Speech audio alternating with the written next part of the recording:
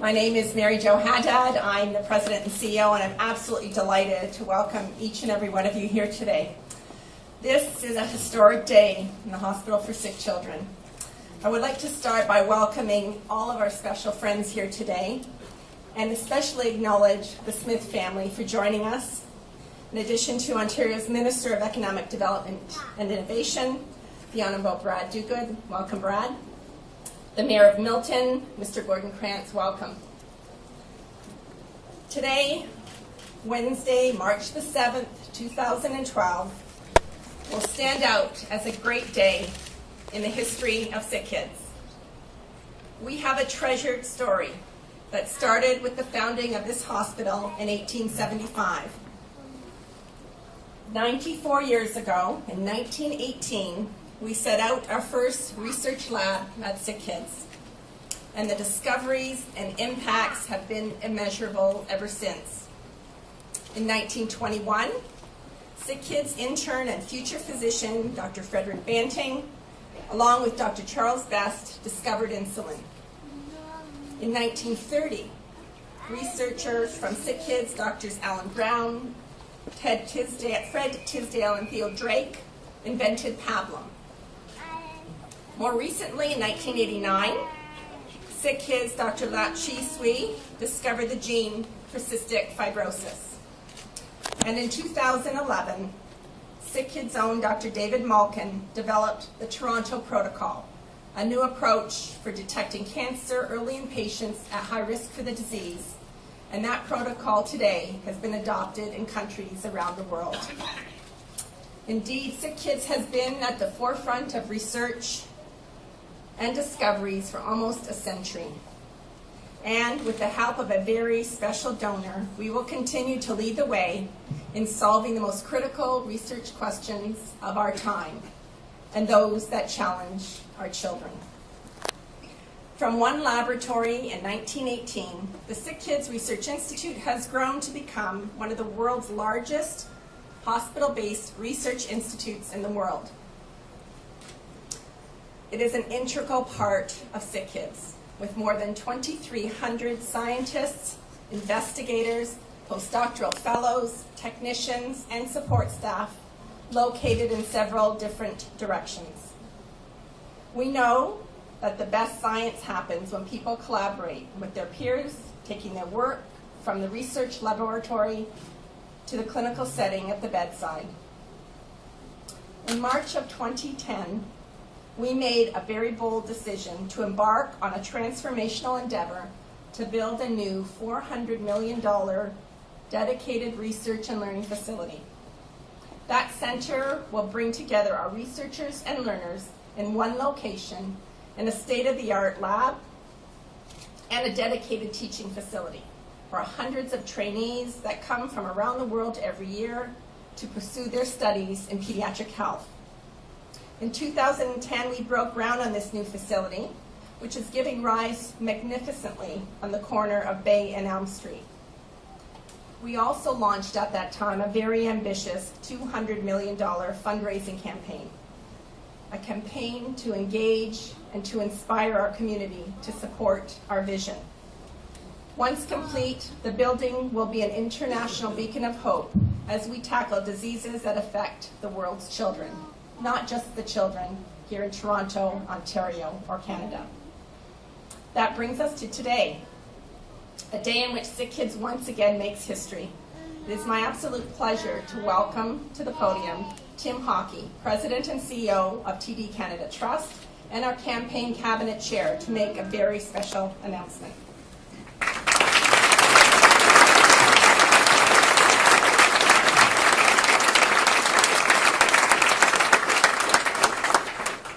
Mary Jo. I was inspired to take on the job of the campaign chair because I truly believe that Sick Kids is the world leader in what it does. It attracts the very best clinicians and scientists, and its research accomplishments, as we just heard from Mary Jo, have had global impact. And its focus on the patient and their families result in the best possible health outcomes.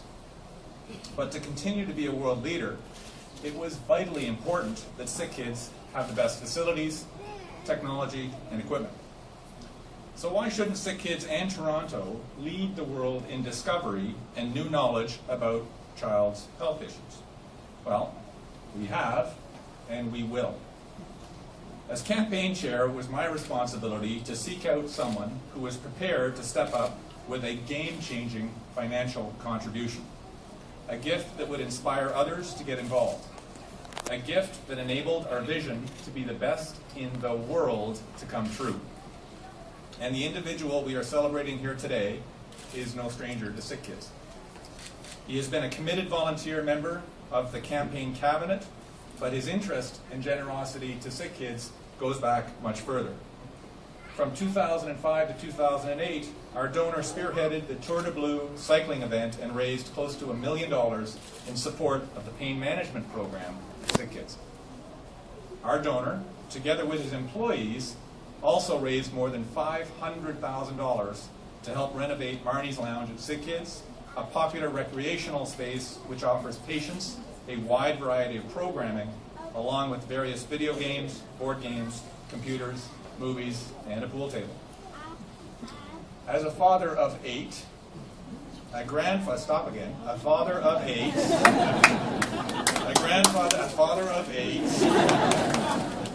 a grandfather to 4, a dedicated philanthropist, our donor is simply the most generous person I know.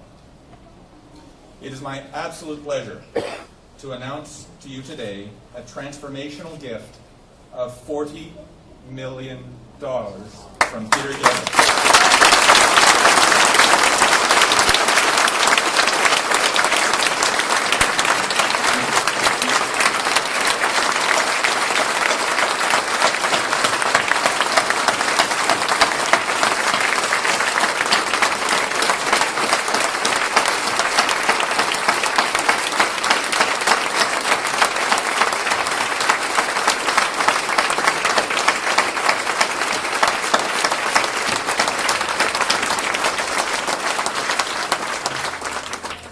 Finish the rest of my speech. Why?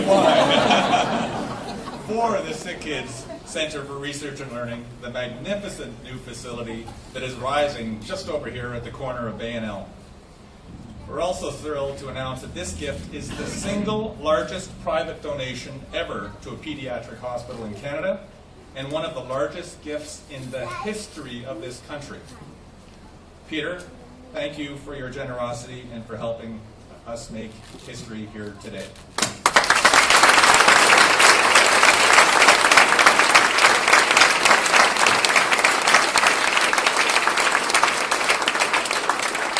Peter and Madame Holmes have built communities across this country and have had a long-standing commitment to supporting children and families.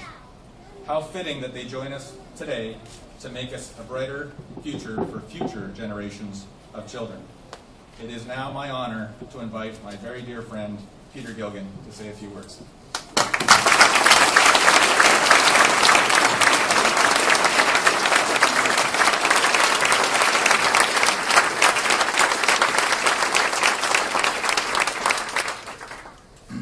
So obviously a very emotional day for me, family, and all that have worked to bring this day about. I recall the evening I phoned Tim. I said, Tim, I made this decision. Tim said, well, you made my weekend. But that doesn't mean that we don't compete riding our bikes, though, Tim. And there's a number of things really that inspired me to step forward here. And not the least of which is the leadership shown by Tim in this campaign, and he's to be very heartily thanked and congratulated, I think, by everyone in this room, by all of us on the campaign cabinet for the leadership.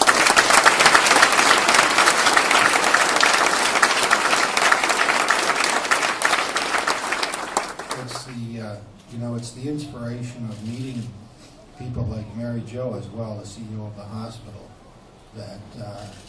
that causes one to really sincerely believe that any donation that's given is going to be well shepherded, and it's going to really, really make a difference. These people are serious about what they do, and the best in the world at doing it. Thank you.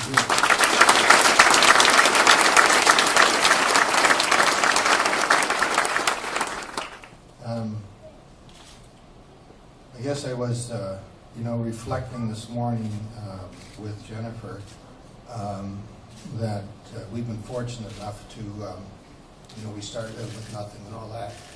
But, we've been fortunate enough to have 8 kids that never had to visit there. And there's the guy that started it all over there. One senior now, Joe Shields. He married. He's the guy that got me married and got this whole thing with his 8 kids started. But anyway, we were fortunate enough to never have any of our children need to visit here, and I think that's as good a reason to give in a situation like this as not. But having said that, I have a number of folks that I know well, including one of my sisters and a very, very dear friend, Francis over here, our architect, who's in both cases, one of their boys, as I'll just say, partially raised here at Sick Kids Hospital. And these are beautiful young men today. And the reason they are is significantly because of what went on at Sick Kids Hospital, all the years that the kids spent here being brought to health. So it's a wonderful, wonderful institution. What they do is mind-boggling. There's a little girl that was our mascot in those years we did the Tour de Blue here. A little girl who was born with her organs outside her body. And she had dozens of operations. And she had these little beads, and I forget exactly what they're called, but bravery beads, for every time she had a little procedure. And she had hundreds. And she was very spirited,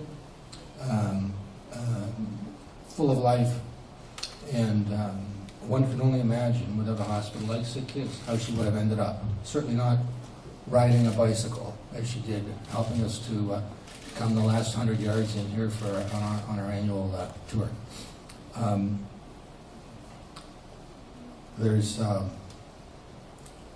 I could certainly go on about all of the wonderful things that are done here, and will be done. And Mary Jo was talking before, and I really believe this. And the whole design team here really has impressed me.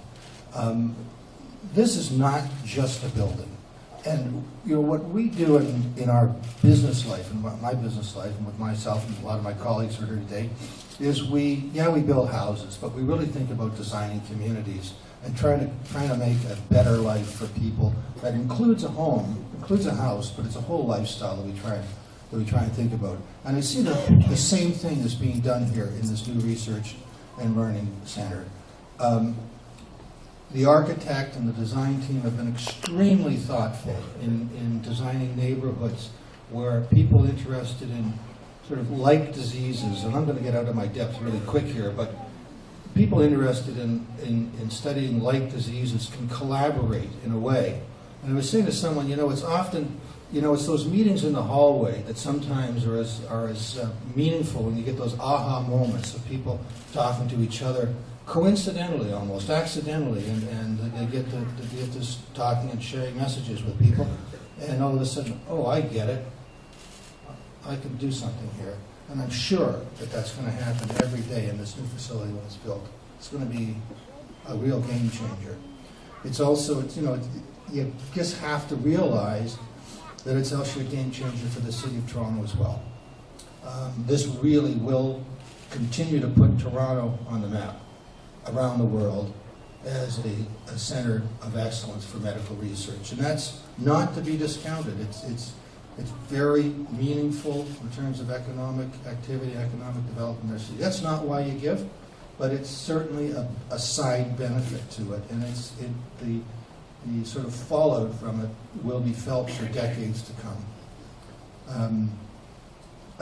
In closing, I guess I just want to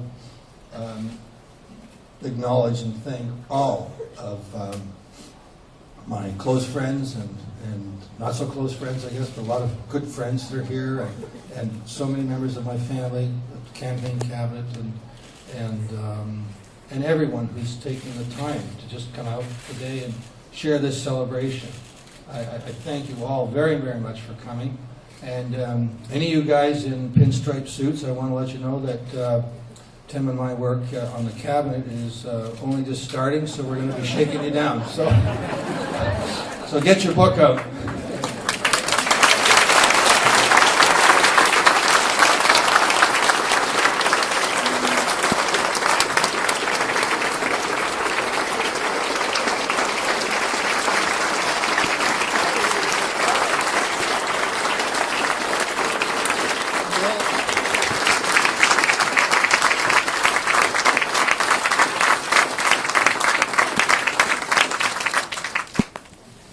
Heartfelt thanks to Peter for his passion.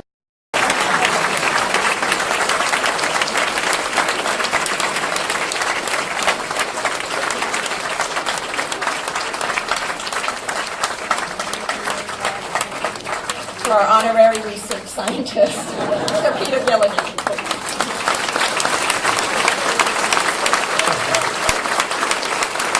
I wanted to say something.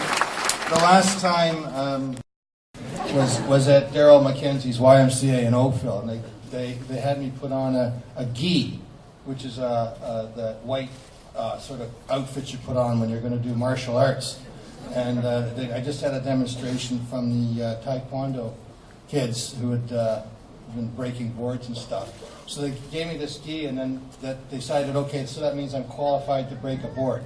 So they put this board in front of me, and in front of whatever 10 or 100 people, whatever it was, I had to obviously rise to the challenge, right? So, bang, I hit the board. It broke. My hand hurt for 2 weeks. So I hope you don't ask me to boil water or anything. No, I know. I'll break it first. Anyway, thank you very much. Thank you.